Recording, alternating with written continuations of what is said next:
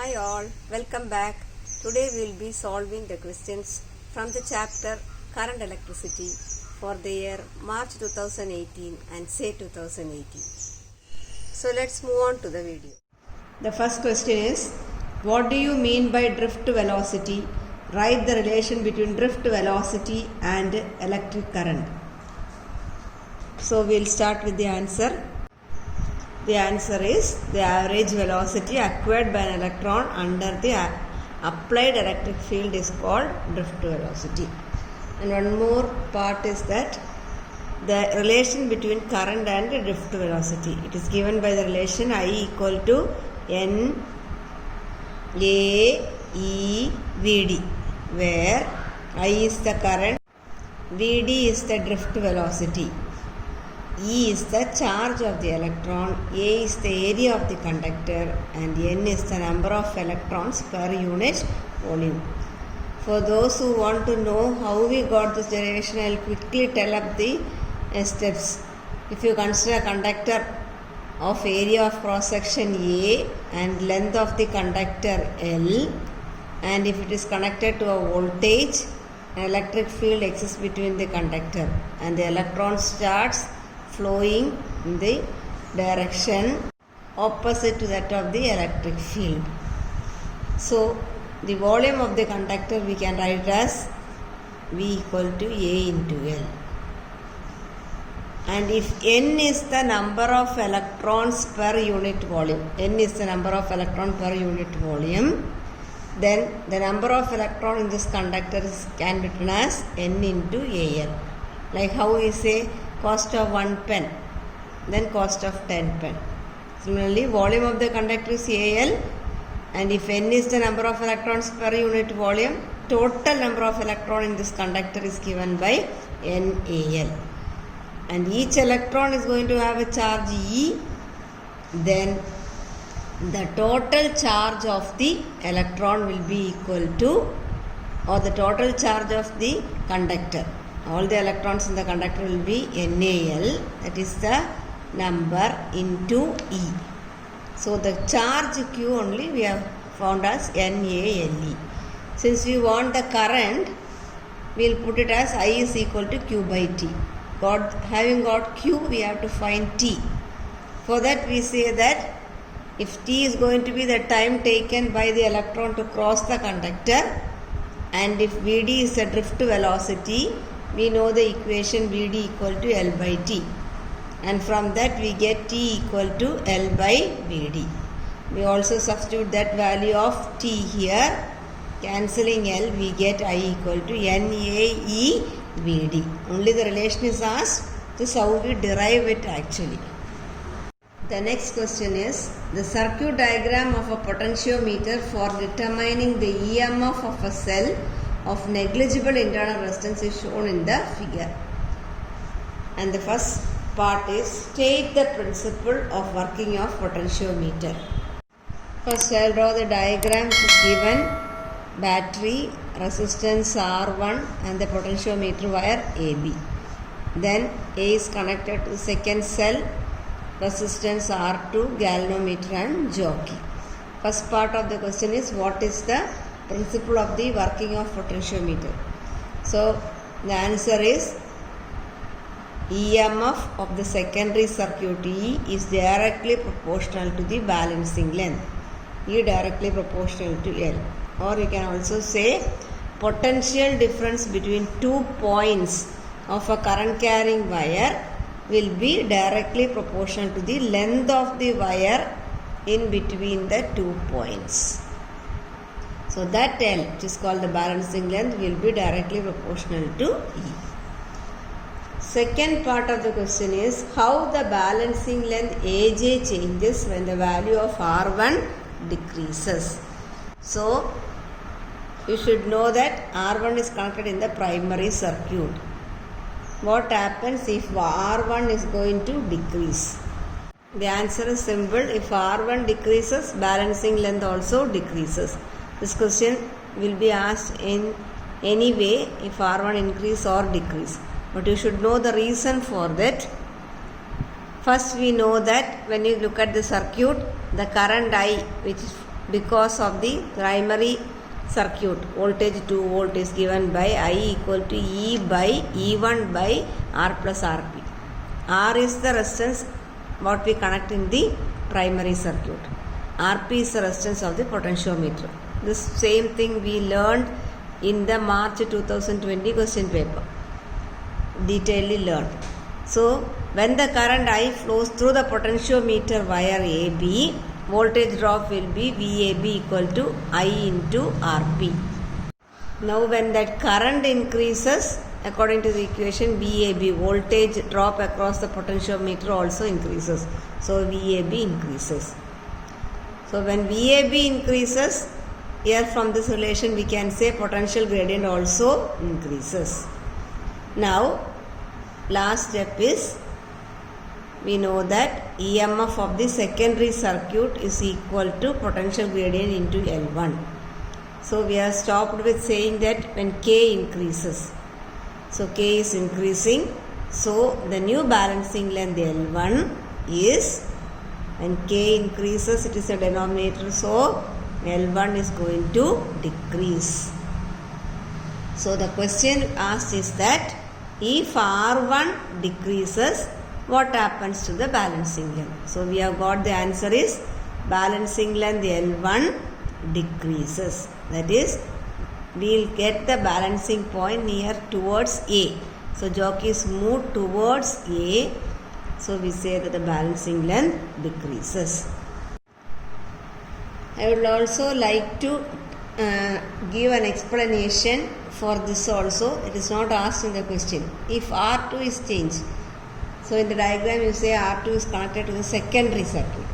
If R2 is changed, we should always remember that there will be no change in the balancing length.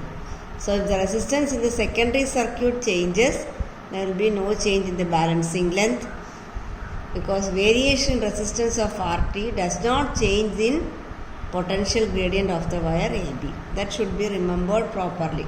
Only when the resistance in the primary circuit decreases, that is R1 decreases, then balancing length also decreases. If R2 is changed, no change will occur in the balancing length. It's a very important question. C part of the question is, derive an expression to find the internal resistance of a cell. So we have to, it is essay question, so we have to draw the diagram.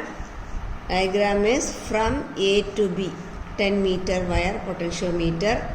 A is connected to the battery, primary circuit. It is called the primary circuit, battery, key K, and rheostat RH towards B. Now we will draw the secondary circuit. It is connected to the EMF of a given cell and galvanometer and jockey, and across the battery we have another key K1 and the resistance box R. So to begin with, this XA can be explained as, in the first part of the question, the key K in the primary circuit is closed, whereas key in the secondary circuit is open. So we should remember that when something is open, even though it is connected, no current flows through that. The same as if this part is not there. So keeping the key K closed, we will have to move the jockey till the galvanometer shows a zero deflection. In that case, we get a balancing length L1. That balancing length L1 will be directly proportional to the EMF of the secondary circuit. In this case, it is E. So doing that, the first equation becomes E directly proportional to L1. In the second part of the question, now the key K1 is also closed, and again the balancing length is determined. Now already K was closed and now K1 is also closed. Now again when we move the jockey till the galvanometer shows zero deflection, L2, the balancing length is found. So now we have to write the second equation. So should remember that when the current flows through the secondary circuit, now it is also flowing through the resistance R. So some current is also drawn through the resistance R. So the potential difference across the cell drops to the terminal potential difference. So the second equation in that case becomes V directly proportional to L2. This is the second equation. Now we know that V is equal to I into R. That potential difference V is equal to I into R. Similarly, E, what we wrote in the first equation, that is equal to I into R plus R, where R is the resistance and small r is the internal resistance of the secondary circuit, EMF of the secondary circuit. This we also learned in the previous question paper. This equation I is equal to E by R plus R. From there, when you cross multiply, we get this equation. So substituting the value of E in the first equation and V in the second equation and dividing equation 1 by 2, we get I into R plus R divided by IR. This is E value and this is the value of V is equal to L1 by L2. I and I get cancelled. So we get R plus small r by capital R is equal to L1 by L2. Keeping R plus R on this side and taking the R to the other side, we get R plus small r is equal to capital R into L1 by L2. Therefore, small r equal to R into L1 by L2. Take this R to that side minus R. Take the R common, we get small r equal to capital R into L1 by L2 minus 1, or we can replace this equation as small r. That is the question asked. What is the internal resistance of the cell of the secondary circuit? Small r is equal to capital R, resistance in the resistance box, L1. Cross multiply, get the LCM, L1 minus L2 by L2. So this is an important question. You have to learn this answer itself because it comes as the 1 mark question, and this derivation is also important. Okay. One more thing I would like to add is that this is actually a practical question also. So when we do the practical, we should remember that we can repeat this experiment by changing the value of R. Each time when we introduce one value of R as 1 ohm, 2 ohm, we always find the balancing length L2. This L2 keeps on changing. So we can see that when we calculate, as R increases, internal resistance also increases. So please note that it is not a constant. Internal resistance increases as well as the external resistance also increases. The question is, write the physical quantity having the SI unit as ohm meter. The answer is ohm meter. The answer is resistivity. The next question, a uniform wire of resistance 40 ohm is cut into 4 equal parts and they are connected in parallel. The effective resistance of the combination is.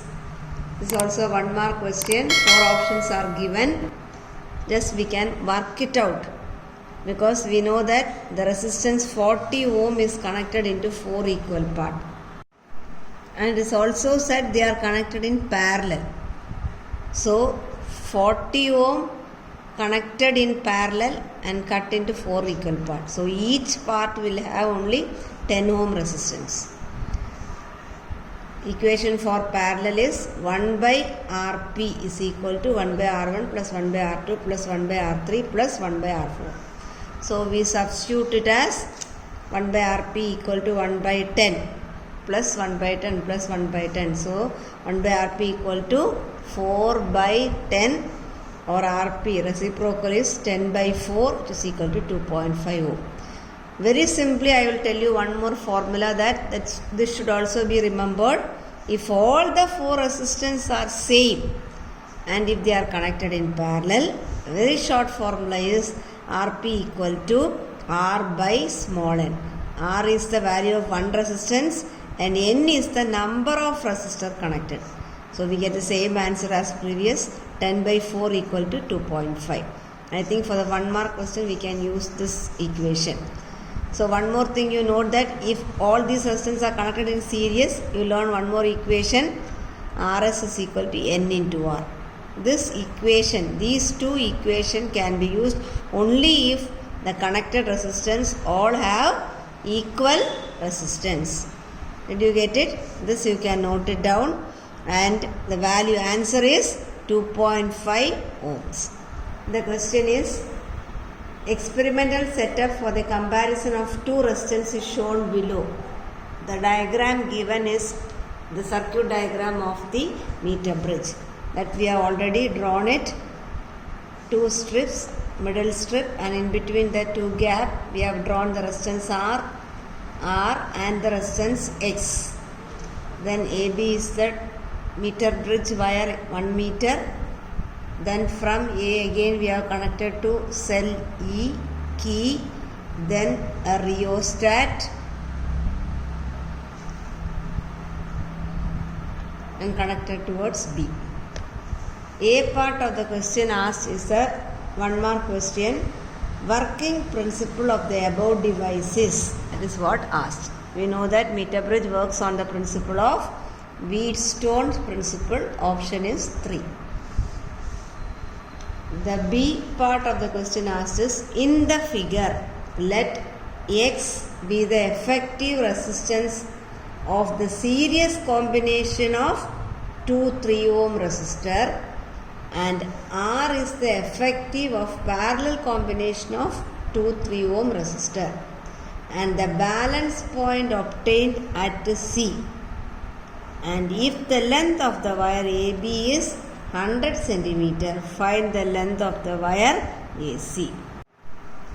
In this question, the value of X and R given is somewhat differently mentioned. X is the combination of 2 3 ohm resistors connected in series. That is what it is told. So if 3 ohm resistors are connected in series, we get X. That is series equal to 6 ohm. So we will include that 6 ohm in this part X. And R is that they have said that the 2 3 ohm resistors are connected in parallel. So we have 3 ohm and 3 ohm. So when we connect this in parallel, either we can use the formula 1 by R parallel equal to 1 by 3 plus 1 by 3, it is 2 by 3, or R parallel is 3 by 2 is equal to 1.5 ohm. Or since these two resistors are connected in parallel same, we can either use the formula Rp equal to R by N, that is 3 by 2 is equal to 1.5 ohm. Both are going to be the same. Now we connect value of 1.5 ohm in R. So that part is clear.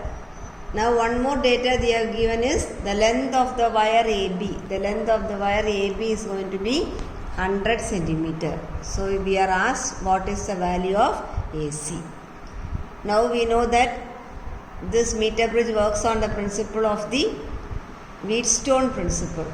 So the equation is the ratio of the resistance in the upper arm X by R is equal to, from A to C we keep it as L, and the remaining part so will be 100 minus L. So that is equated to L by 100 minus L, which is the resistance of the lower half. This is what we learned in the formula. So substituting that value, X is equal to 6, R equal to 1.5, that is equal to L by 100 minus L. So this goes out 4 times. So left hand side is 4 equal to L by 100 minus L. Again we can cross multiply. When we cross multiply, we get 4 into 100 minus L equal to L. Expand it, 400 minus 4L is equal to L. So 400 is equal to 4L plus L, which is equal to 5L, or L equal to 400 by 5, which is equal to 80 centimeter. The next question is, the circuit shown can be analyzed using Kirchhoff's rule. So the circuit diagram is given. We have already drawn it. The circuit is from A to G. you have one EMF E1 and resistance R1, current I1 is flowing through the circuit and the arrow direction is given by the arrow. From A to B we have another row of current flowing is I2, resistance is R3 and is connected to F. The other part, another branch is resistance R4 connected to C.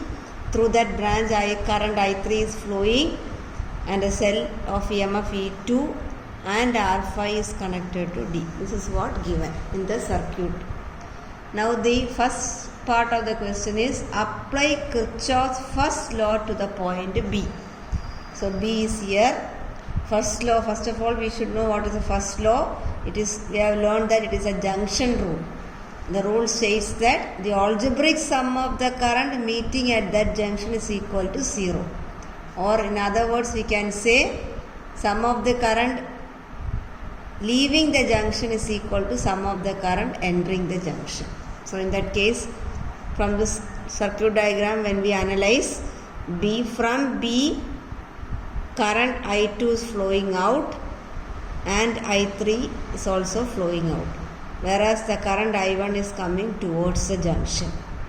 So when we use that rule we can say current entering I1 is equal to sum of the current leaving, which is equal to I2 plus I3. The second part of the question is state Kirchhoff's second rule. Kirchhoff's second rule is a mesh rule or a closed loop rule which states that total EMF in a closed circuit is equal to the sum of the voltage drop. Voltage drop means product of current and resistance. Or the same law can be stated little more elaborately as in any closed circuit the algebraic sum of the product of the current and resistance in each branch of the circuit is equal to the net EMF in that branch. Or the potential or the algebraic sum of the potential drop and the EMF is equal to 0. All these are going to be the same concept. So we got the law that should be stated as such given in your book. C part of the question is apply Kirchhoff's second law to the mesh given as A, B, F, G, A. So we have to consider the mesh A, B, F, G, A. So that you have to apply the product of current and resistance. That is a voltage drop. We have to find in that mesh, and also we have to find whether there is any EMF. All that should be equated to equal to 0. So when we write the mesh rule, two more things we should consider is that about the sign. So I will tell you the 2 points. Voltage drop in the direction of current is taken as negative. So if we are going in the direction of current, then the product of current and resistance you have to give a minus sign. Second one is EMF is taken as positive if we are going from negative to positive terminal. So taking into these two conditions, we will now write the answer to the C part. Now we consider the mesh A, B, F, G, A. In that we will start from B to F. The current flowing through that part is I2 and the resistance is R3. We are going from B to F. So current is also in the same direction. In that case, we have to put a negative sign for the product of current and resistance. So in our equation we have written minus I2 into R3. Now we will go from F to G. F to G, even though there is no current marked in that, we should know that it is the current I1 which is flowing through that side. F to G. So the current is in the same direction as we go. So we write minus I1 into R2. Again coming to the upper part GA, we are going from G to A and current direction is also noted in the same direction. So we write it as minus I1 into R1. In that part there is one EMF, and when we go from G to A, we are going from the negative terminal to the positive terminal of the EMF E1. So we write plus E1, that is equal to 0. So once again I say, when we consider the mesh BFGA, we get minus I2 into R3, minus I1 into R2, minus I1 into R1 plus E1 is equal to 0. That is the answer. Hope you are clear with the solutions. See you in the next video. Thank you.